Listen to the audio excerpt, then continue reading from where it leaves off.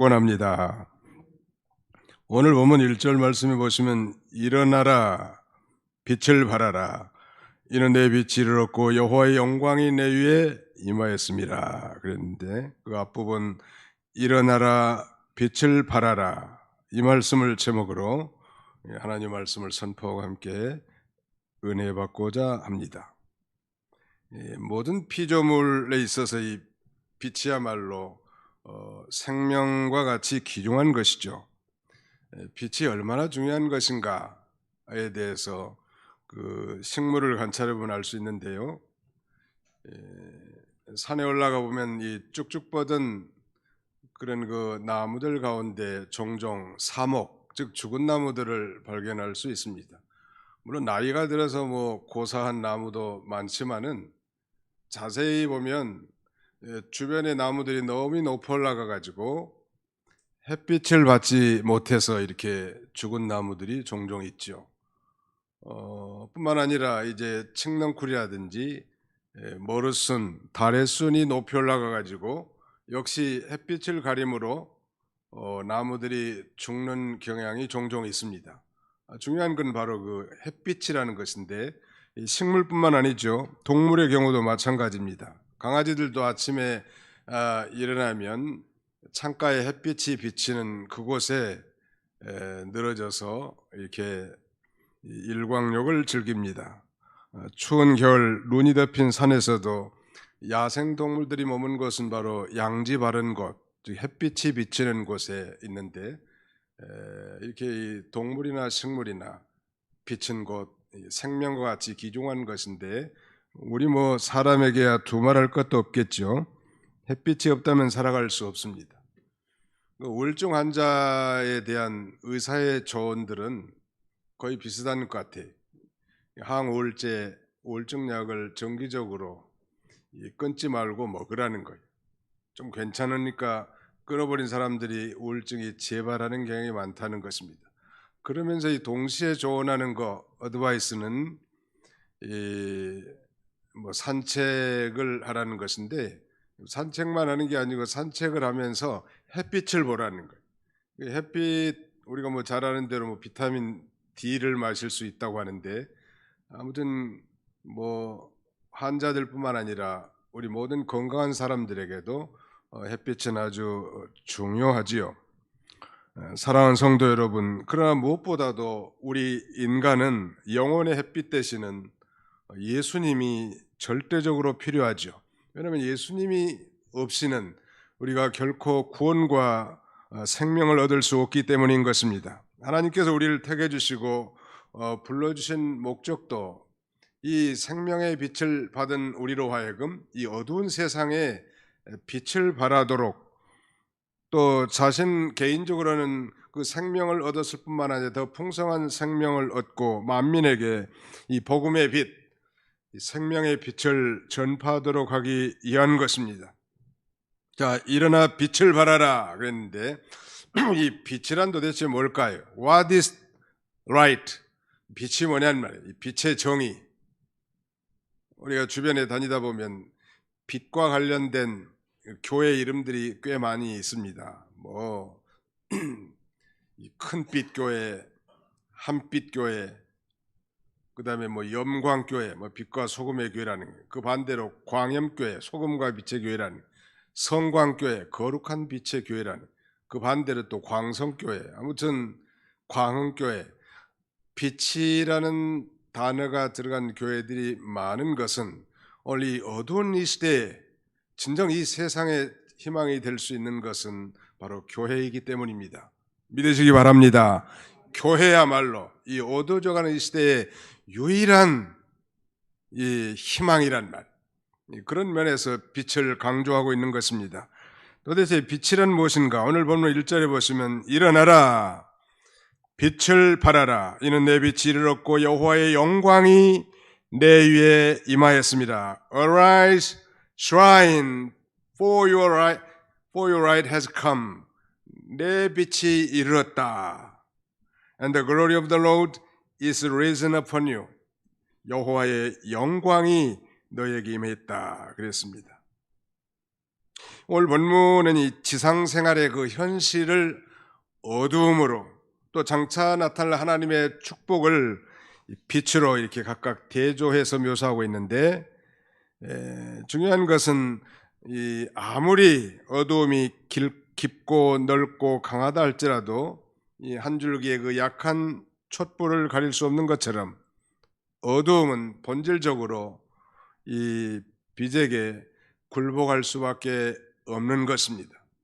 빛과 어두움이 공존한다, 뭐 동양적 사상이긴 하지만 결코 빛과 어두움은 공존할 수 없는 것이, 어두움을 이기는 최고의 방법은 빛 가운데로 행하는 거예요. 우리 찬송을 불렀던 것처럼 태산을 넘어 험곡에 가더라도 빛 가운데로 걸어가란 말. 그러면 주께서 항상 우리를 지키시고 보호해 줄 것입니다.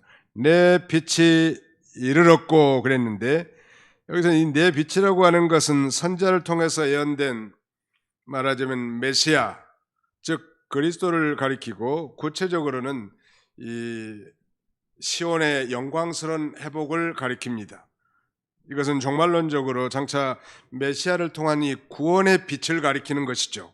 온 땅이 어둠에 덮이게 될 때 여호와의 찬란한 영광이 이제 시온 위에, 즉 예루살렘 위에 강림할 것이라는 예언을 말씀하고 있는 것입니다.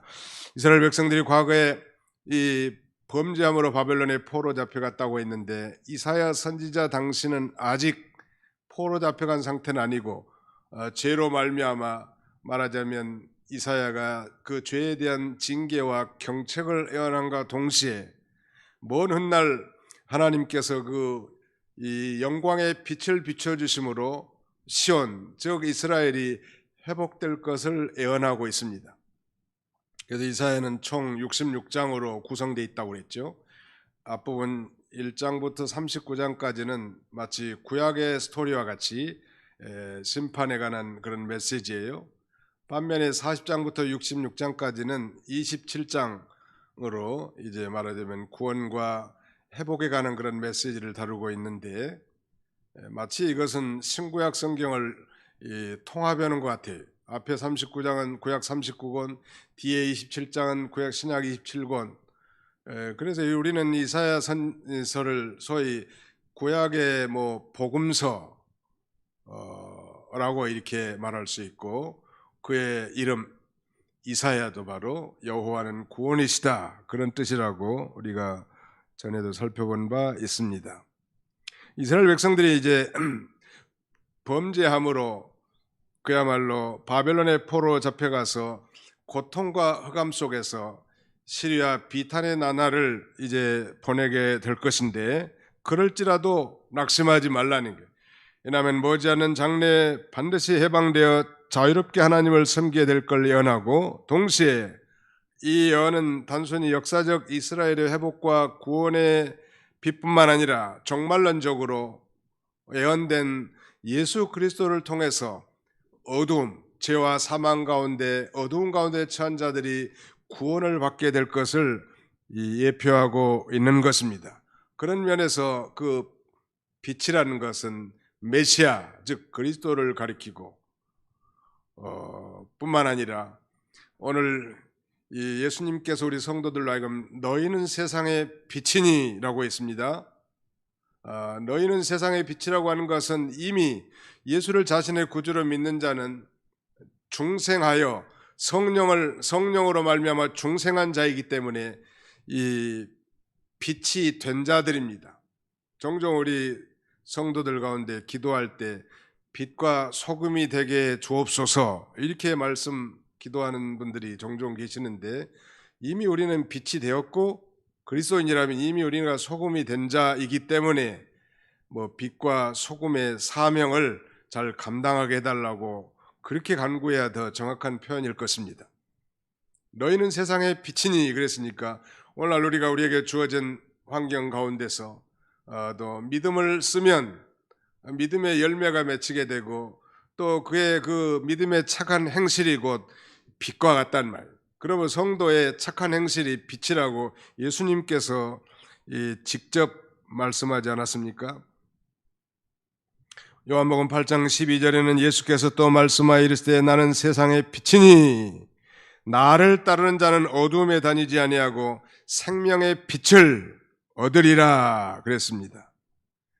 나를 따르는 자는 어두움에 다니지 아니하고 생명의 빛을 얻으리라. 바로 예수님께서 이 자신도 세상의 빛이라고 말씀하시고 예수를 믿는 그리스도인들도 역시 이 세상의 빛이라고 이렇게 말씀하셨습니다. 그런데 그러므로 내 빛이 이르렀고 여호와의 영광이 내게 임하였습니다 그랬는데 바로 이 빛에 우리 자신들이 근본적으로 발광체는 아니에요. 우리 다른 말하자면 반사체라고 하잖아요. 낮에 태양빛을 받아서 반사하는 것처럼 교회나 우리 그리스도인들은 빛의 근원은 하나님이신데 예수 그리스도를 믿고 하나님을 섬기는 성도들이 이제 빛이라고 하는 것은 발광체가 아니라 반사체로서의 빛이요. 그러므로 말하자면 이미 예수 그리스도를 믿음으로 말미암아 즉 이 진리와 영감의 빛이 우리 안에 임했고 진리와 영감의 생명의 빛이 우리에게 임했기 때문에 우리가 부족하고 허물이 많고 연약으로 둘러싸였다 할지라도 이제 우리의 중생한 영이 성령의 인도를 따라 즉 성령 충만하여 말씀대로 순종해 나가면 내게서 빛이 비쳐나가는 거예요. 여러분 저 애굽의 종으로 팔려갔던 요셉은 그곳에서도 큰 빛의 역할을 하지 않습니까?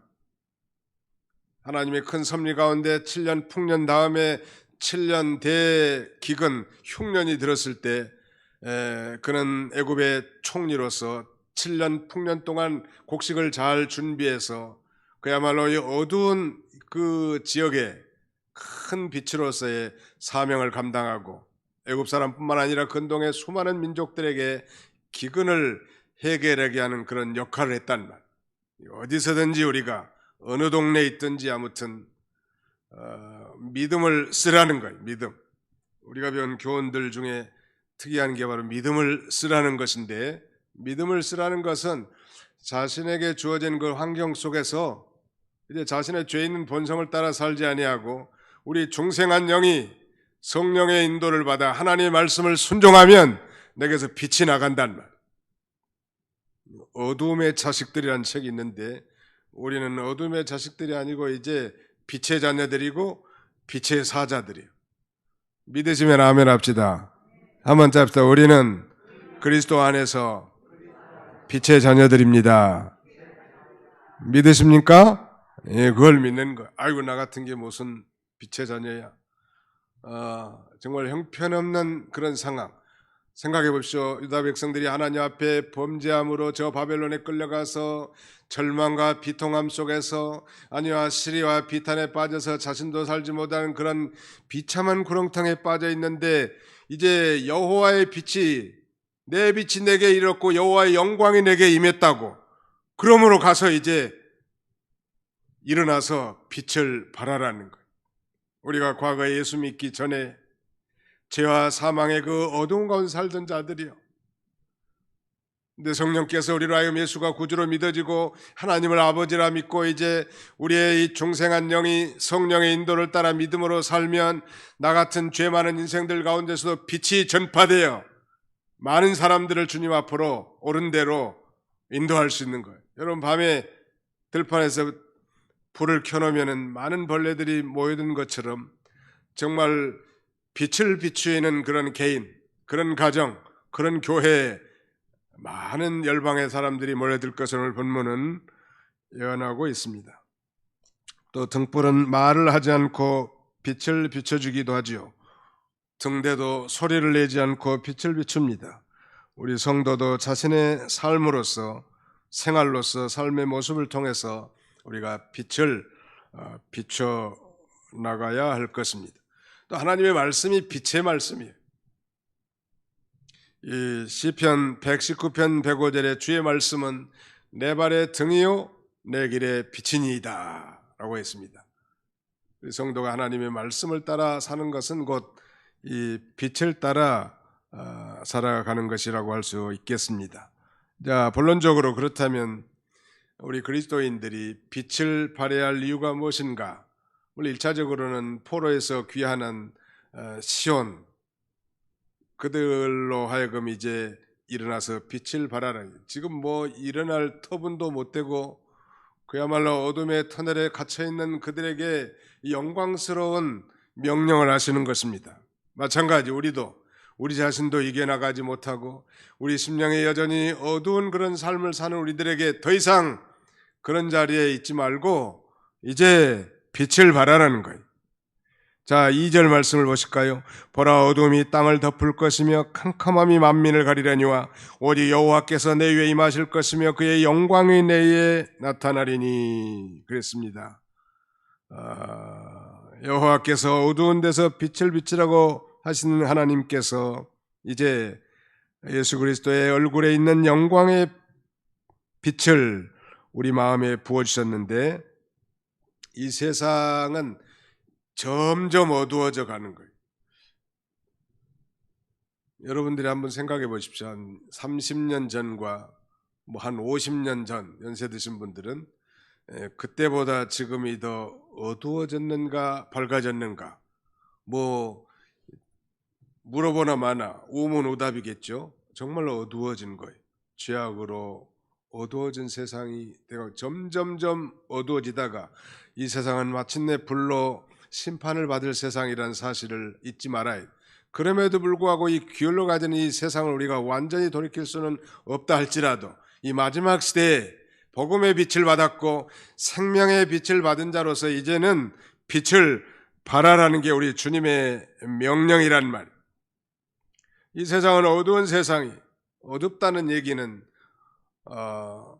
하나님도 모르고 또 죄가 무엇인지도 알지 못하고 그러므로 구원과 영생이 무엇인지도 알지 못하는 것을 우리는 어둡다라고 말할 수 있겠죠. 이 어두운 세상에 복음의 빛을, 생명의 빛을 우리가 전파해야 합니다. 우리는 교회사에서 중세시대를 중세 암흑시대라고 이렇게 분류하는데 그 중요한 이유는 비록 천주교 로만 캐톨릭을 통한 수많은 이 종교의 예전은 발전되었다 할지라도 그들이 하나님의 말씀의 중심에서 너무 멀리 떠났기 때문입니다.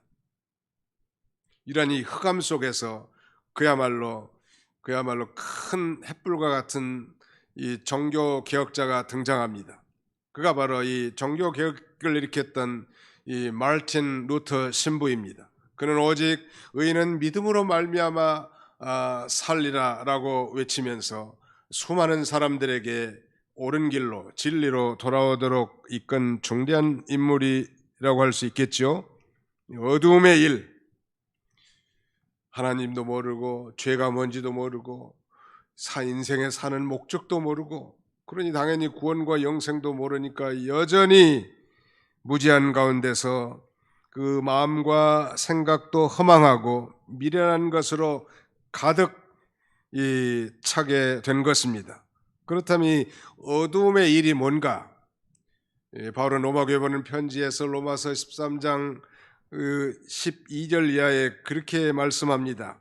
밤이 깊고 낮이 가까웠으니 그러므로 우리가 어두움의 일을 벗고 빛의 갑옷을 입자. 낮에와 같이 단정히 행하고 방탕하거나 술 취하지 말며 음란하거나 호색하지 말고 다투거나 시기하지 말고 오직 주 예수 그리스도로 옷 입고 정욕을 위하여 육신의 일을 도모하지 말지니라. 술 취함과 방탕함, 음란과 호색, 쟁투와 시기, 이와 같은 게 바로 어두움의 일이란 말이에요. 우리는 이미 믿음으로 의롭게 된 자라고 한다면 이런 어둠의 일을 이제 벗어야 돼. 그 안에서 엔조이하는 사람들이 아니란 말.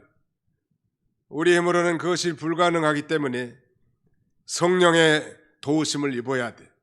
주님 성령의 충만함을 주셔서 이 어둠의 소굴에서 튀어나와 밝은 빛 가운데 살게 하실 뿐만 아니라 우리의 심령이 정말 하나님 한 분으로 만족하는 영적 충만한 이 빛 가운데 살게 해주시고 더 나아가서 이 놀라운 생명의 빛, 복음의 빛을 만방에 전하는 이 하나님이 원하시는 삶을 살게 주옵소서. 이렇게 우리가 기도해야 할 것입니다.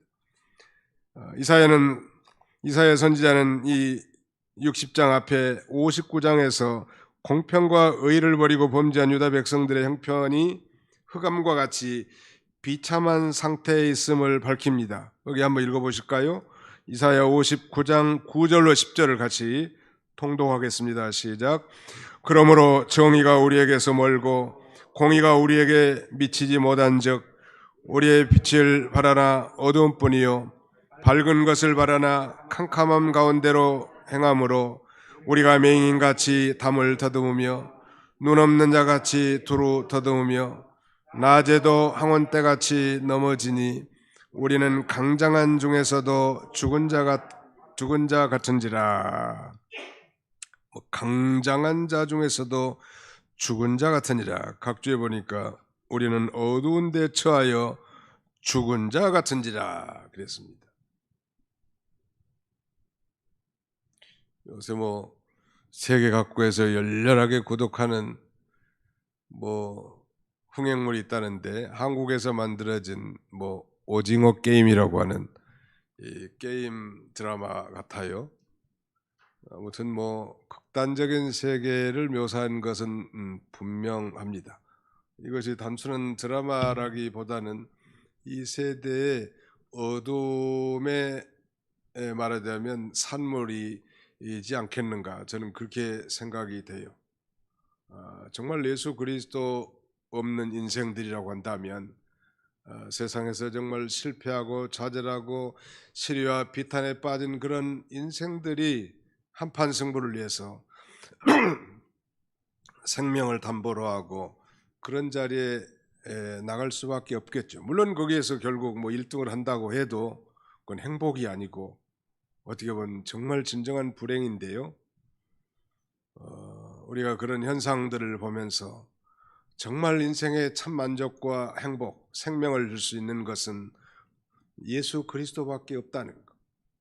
반복하지만 이 기울어져가는 이 세상, 점점점 어두워가는 이 세상의 유일한 희망은 예수쟁이들이고 교회밖에 없는 것입니다. 만약 예수 믿는 사람들이 그들과 똑같은 삶을 산다면 그건 하나님이 이 세상을 이제 끝낼 수밖에 없지 않겠습니까?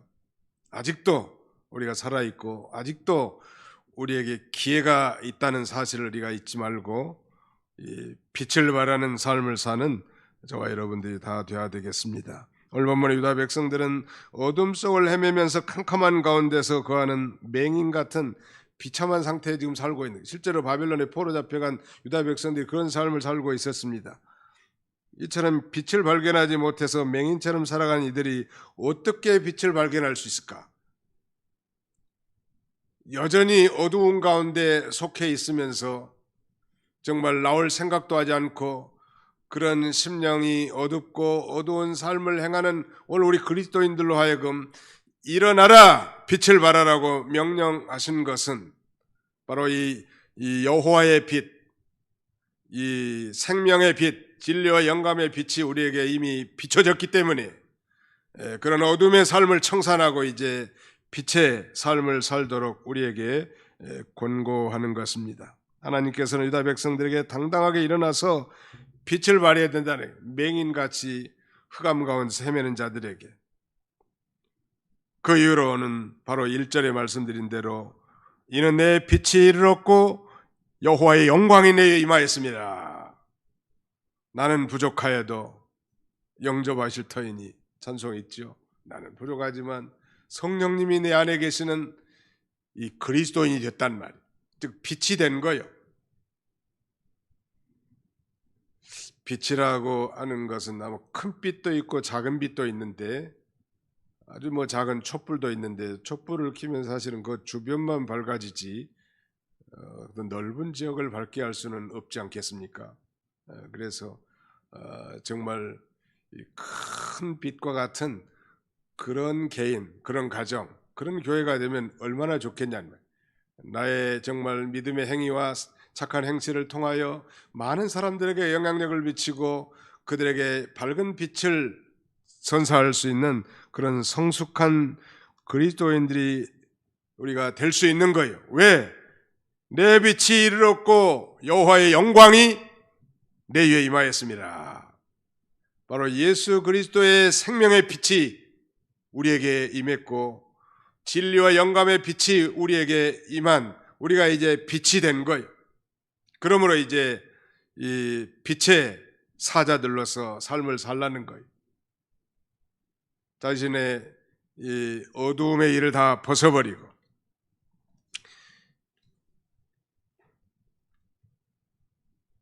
그렇다면 어떻게 이 빛을 발할 수 있을까요?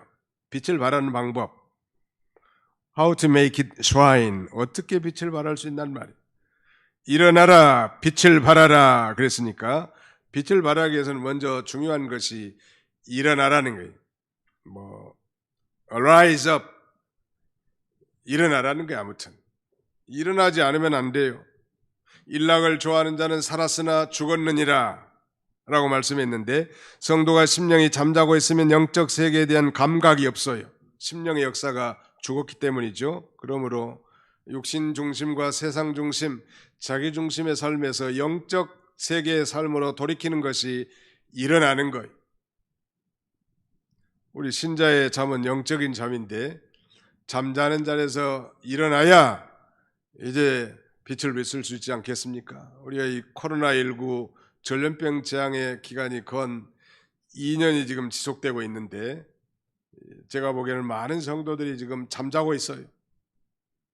어두운 가운데 속해 있다. 그 이전에는 그렇지 않았던 분들까지도. 그러나 이제 한 달 후 정도 되면 위드 코로나가 실시된다고 하니까 점진적으로 이제 일어날 때 일어나라 빛을 발하라. 그 우리 주님의 명령이 우리가 부족하고 나 하나도 감당 못할 연약한 자고 아니 소극적으로는 자신이 어둠의 자식들처럼 행했다 할지라도 우리 주님은 우리를 빛으로 여기시고 빛의 자녀들로서 이제 일어나서 사명을 감당하도록 우리에게 권고하시는 것입니다. 왜 빛의 사자들이 어둠에 빠질까? 신앙의 위대한 인물들 가운데서도 종종 신앙의 잠을 자고 어두운 가운데 빠진 인물들이 종종 있죠. 아브라함도 그랬고 다윗도 그랬고 이 엘리야 선지자도 그랬고 신약시대의 세례 요한도 그렇고 아무튼 누구나 다 일시적 영적 침체나 그 다음에는 잠들 시기도 있지만 이제는 일어날 때입니다. 한번 더 합시다. 이제는 일어날 때입니다. 일어나서 빛을 발하란 말이에요. 더 이상 어둠의 일을 어둠의 자식들처럼 살아가지 말고 에베소 5장 14절에는 그러므로 이르시기를 잠자는 자여 깨어서 죽은 자들 가운데서 일어나라 그리스도께서 너에게 비추이시리라 라고 말씀합니다. 잠자는 자여 깨어서 죽은 자들 가운데서 일어나라는 거예요. 예수님께서 어느 날 이 나인이라고 하는 도시를 걷고 있었습니다. 걷고 있는데 한 장례 상여가 지나가는 거예요. 시체를 담은 관을 메고. 저도 우연치 않게 그 우즈베키스탄에 가서 고려인의 장례를 집례한 적이 있고요. 또 장례 행렬이 지나가는 것들을 목격한 적도 있는데요. 그 보통은 돈 없는 사람들은 관에 넣지도 않기도 합니다만 관에 넣어서 검정 천으로 덮어가지고 여러 사람들이 우리 상에 매는 것처럼 매가지고 장례를 치릅니다. 예수님이 나인성에 들어가는 한 과부의 아들 청년이 죽어서 지금 입관돼가지고 운구되고 있는 것을 보았습니다.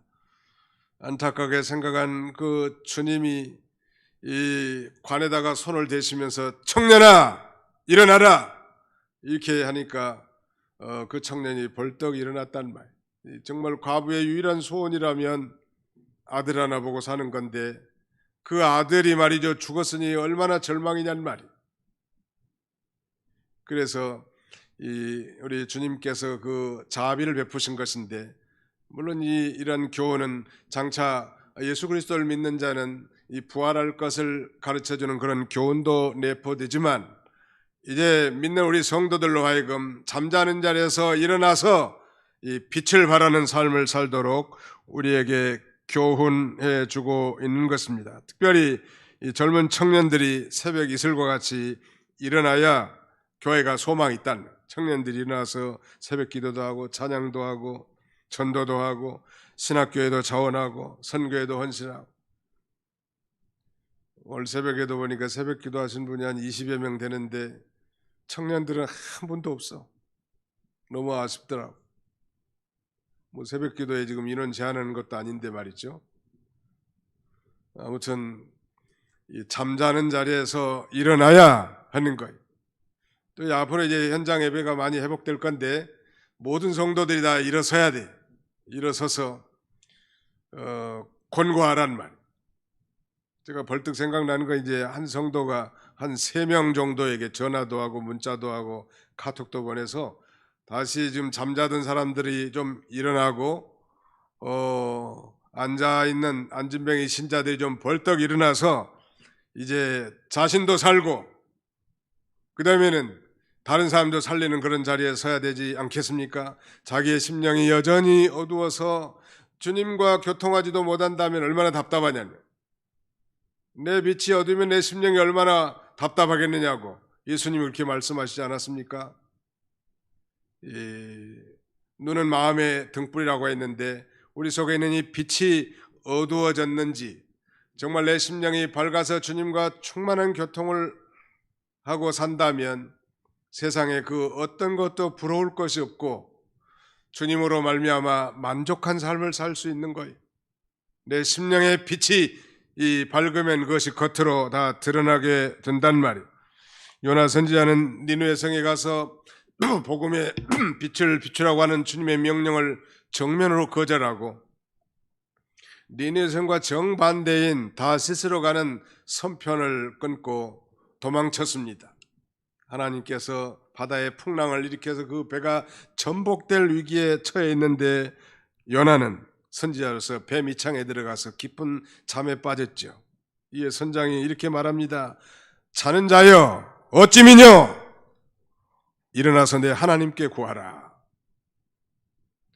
우리 자신들에게 하신 말씀인 줄 알고 자신이 벌떡벌떡 일어나는 말. 가정에서 신앙의 호주가 일어나면 그 가정이 밝아져요. 교회에서도 몇 사람만 일어나면 교회가 밝아집니다. 뭐 내 심령이 밝아지는 건 두말할 것도 없고 내가 밝아져야 이 주변이 밝아지지 않겠습니까?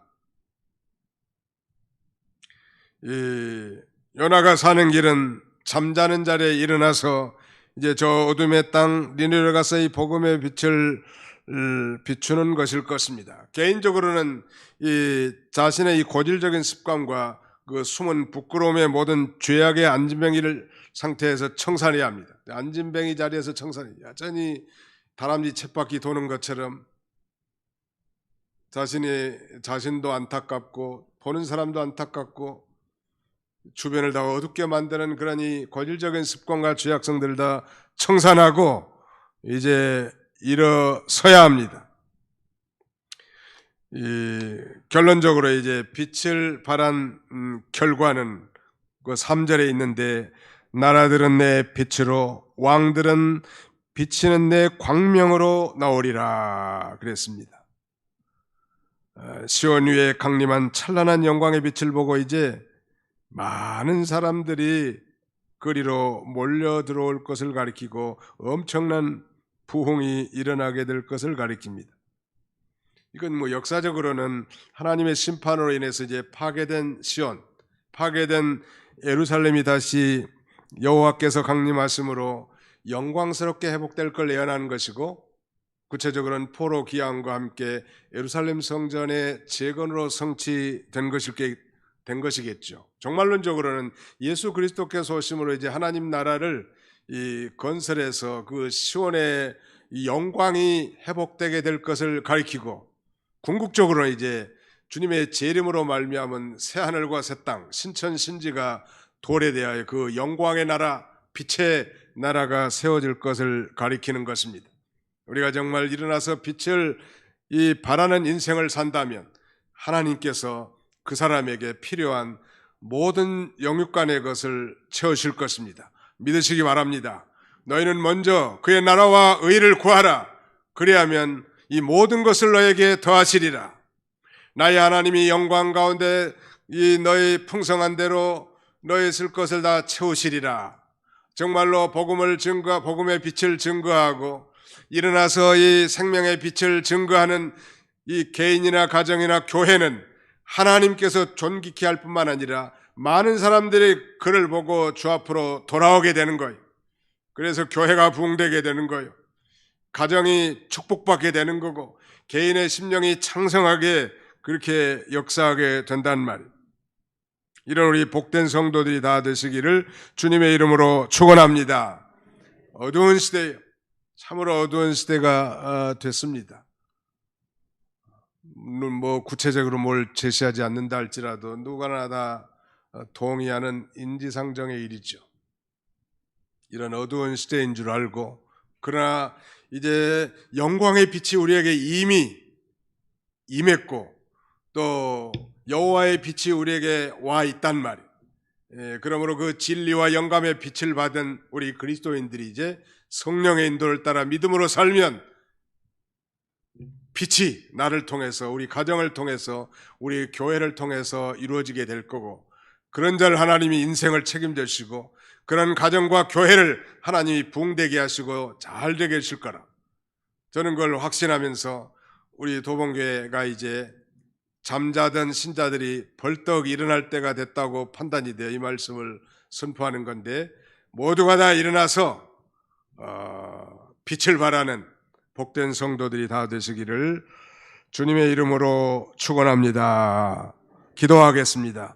살아계신 거룩하신 우리 아버지 하나님, 오늘도 사랑하는 주의 백성들을 원근 각지에서 불러 모으시고 또 가정에서 온라인으로 경청하게 하시며 함께 시공을 초월하여 우리 하나님 앞에 영광 돌릴 수 있도록 은혜 주심을 진심으로 감사하옵고 감사를 드립니다. 우리가 잠자고 누워있고 쓰러져 있는 비참한 어두운 상태를 아시고 아버지 하나님 이제 일어나라고, 그래서 빛을 발하는 인생을 살라고 권고하셨사오니 자비로우신 주님 자신의 심령 상태를 차단하여 스스로 결단하고 일어설 수 있는 저희들이 되도록 인도해 주시길 원합니다. 많은 사람들을 옳은 대로 인도하는 자는 별과 같이 빛나리라 말씀하셨사오니 이 시대의 유일한 희망이 어두워져가는 이 시대에 정말 참 교회라고 했습니다. 아버지 참 성도라고 했사오니 우리가 연약하고 허물로 둘러싸였고 연약으로 정말 둘러싸여 있지만은,